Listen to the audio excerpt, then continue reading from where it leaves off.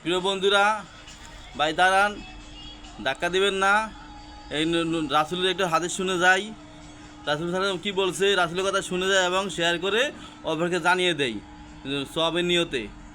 আল্লাহ রাসূলের দাওয়াত সবাইকে এখন পৌঁছাই দেই, সবাই শেয়ার করে দেবেন এবং হাদিসটি শুনেন।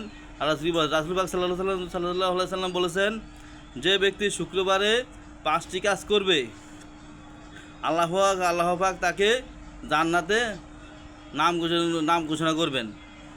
তার মধ্যে একটা হলো অসুস্থ ব্যক্তিকে দেখতে যাওয়া, 2 নম্বরে জানাজায় উপস্থিত হওয়া, 3 নম্বরে রোজা রাখবেন।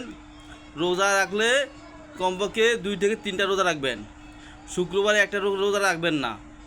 বুধবার, বৃহস্পতিবার, শুক্রবার 3টা, অথবা বৃহস্পতিবার, শুক্রবার, শনিবার 3টা রোজা রাখবেন। 4 নম্বরে জুমার নামাজে শরীক হওয়া। 5 নম্বরে দাস মুক্ত করা। তখন তো দাসের নিয়ম নাই, দাসের নিয়ম আগে ছিল। এখন দাসের পরিবর্তে ওলামায়ে কেরাম রিসার্চ করে বের করছেন যে এই জেলখানার যে লোক আছে, যেমন কোনো ব্যক্তি অপরাধ না করেও জেলখানায় বন্দি আছে, তাদেরকে মুক্ত করে নিয়ে আসা।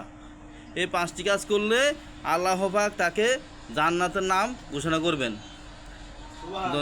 ধন্যবাদ।